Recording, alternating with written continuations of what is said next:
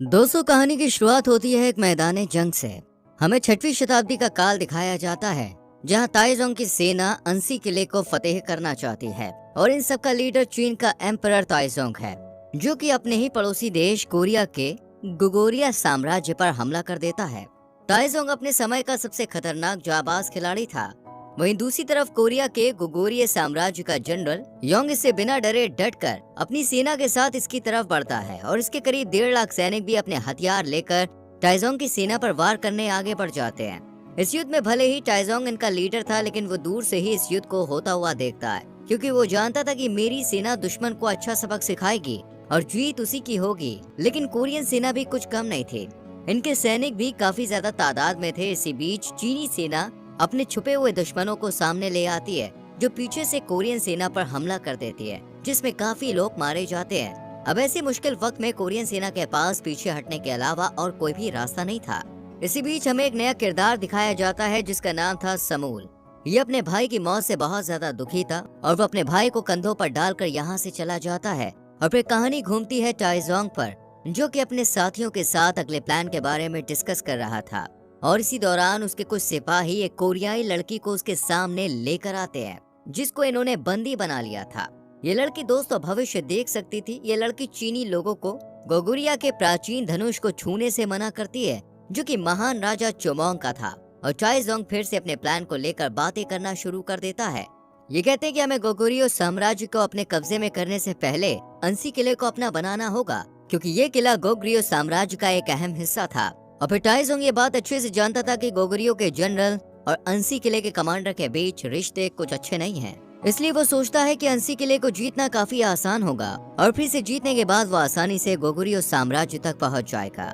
ये बात गोगुरिया के जनरल यॉन को भी पता चल जाती है कि ताइजोंग का अगला निशाना अंसी का किला है, लेकिन वो इसकी मदद नहीं करता, बल्कि इस किले के कमांडर को मारने का प्लान बनाता है। और समूल को अपने पास बुलाकर कहता है कि तुम कमांडर यॉन को मारोगे। मैं जानता हूँ तुम बहुत वफादार हो और बहुत बहादुर भी हो।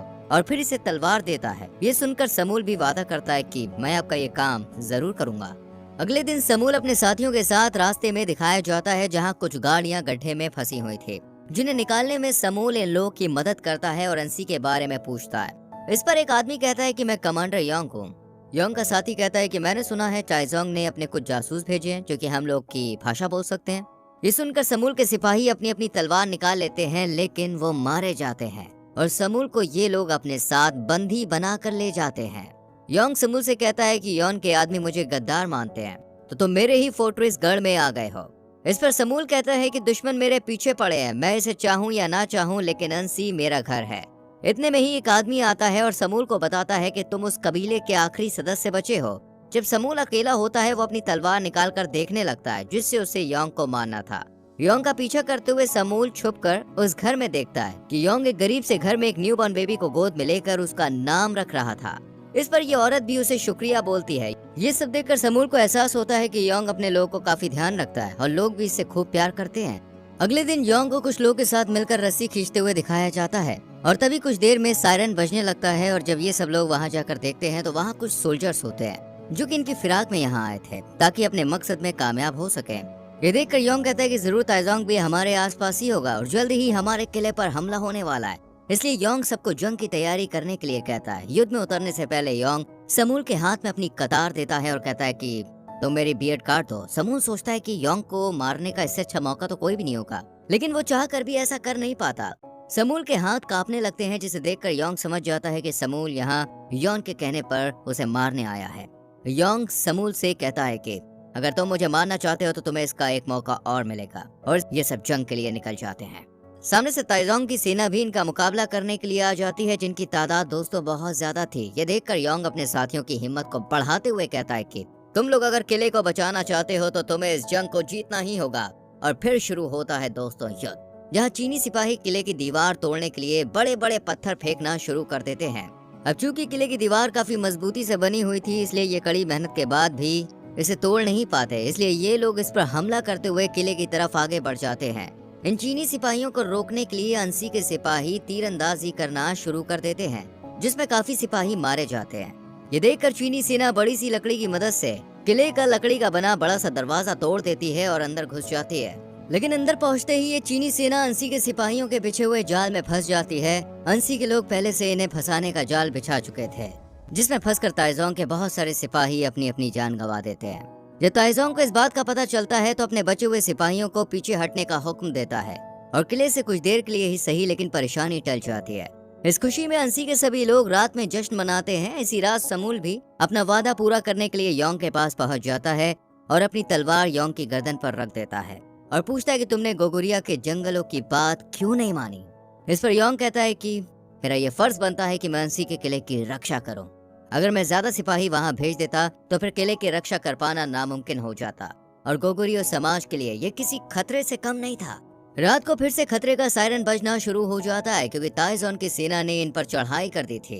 ये चीनी सेना किले के पास में ही टावर बनाती है और फिर तारों से हमला करना शुरू कर देती है।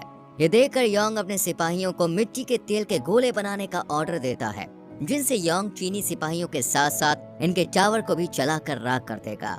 लेकिन इन सब में योंग बहुत जख्मी हो जाता है और इसी का फायदा उठाते हुए जैसे ही चीनी सैनिक इस पर हमला करते हैं वैसे ही समूल बीच में आकर योंग को बचा लेता है और फिर ठीक 4 दिन बाद योंग को होश आता है और जब उसे पता चलता है समूल जो कि उसकी जान लेने आया था उसी ने उसकी जान बचाई है तो वो बड़ा खुश होता है।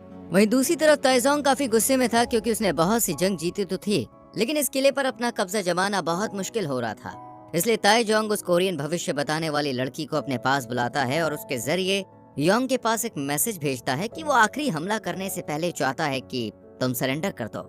साथ ही हमें ये भी पता चलता है कि ताइजोंग अंसी के किले के पास में ही एक मिट्टी का किला बना रहा था ताकि वो बराबरी से अंसी के किले पर हमला कर सके और ये काम जल्द ही शुरू भी हो जाता है। यहाँ एंट्री होती है अंसी के सेनापति की जिसका नाम पासो था। ये कहता है कि मैं उस किले को बनने से पहले ही ताइजोंग को मार दूंगा और परमिशन लेकर रात में ही अपने सैनिकों के साथ ताइजोंग की तरफ रवाना हो जाता है। लेकिन जब ये लोग यहाँ पहुँचते हैं तो इन्हें पता चलता है कि किसी ने इनके हमला करने की खबर ताइजोंग को पहले से ही दे दी थी, इसलिए ये सब मारे जाते हैं। लेकिन दोस्तों पासो मरने से पहले कमांडर योंग के पास चला जाता है और यहाँ पर हमें पता चलता है कि ये काम चीनी लड़की का किया हुआ था जिसने पासो के आने की खबर ताइजोंग को दे दी थी। ये लड़की कहती है कि अंसी के पास खुद को ताइजोंग के हवाले करने के अलावा कोई और रास्ता नहीं है। मैं तुम्हारा भविष्य देखकर बता सकती हूँ कि बुरा वक्त आने वाला है। ये सुनकर समूल उसका गला काट कर उसे मार डालता है। पासो की महबूबा और योंग की बहन पासो की मौत का बदला लेने के लिए खुद ताइजोंग को मारने के लिए चल देती है। बहादुरी से लड़ने के बाद आखिरकार इसे भी चीनी सेना मार देती है। इसके शरीर को किले में लाकर पासो के साथ ही दफना दिया जाता है। ये सब देखकर समूल योंग से मदद मांगने के लिए खुद गोगुरिया के पास जाने के लिए कहता है और योंग की इजाजत से गोगुरिया साम्राज्य में जाकर उससे कहता है कि योंग गद्दार नहीं है बल्कि वो तो आज भी अंसी के किले की सुरक्षा के लिए बहादुरी से लड़ता है। इधर योंग बाहर बच्चों को मिट्टी से खेलता हुआ देखता है तो प्लान बनाता है कि वो बनने वाली मिट्टी के किले को गिरा देगा और इस बात को सभी लोकल लोगों के साथ शेयर भी करता है, जिस पर ये लोग कहते हैं कि इसके लिए हम किले के नीचे एक गुफा खोदेंगे ताकि किले को आसानी से गिराया जा सके।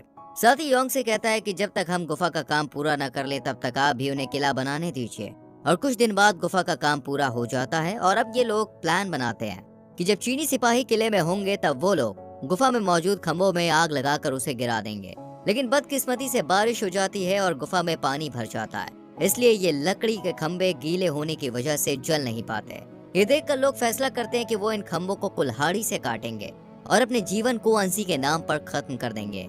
और ये लोग खंभों को काट देते हैं और खुद मिट्टी मलबे के नीचे दबकर मर जाते हैं और वहीं किले में चीनी सैनिक भी मारे जाते हैं और किला मिट्टी में मिल जाता है।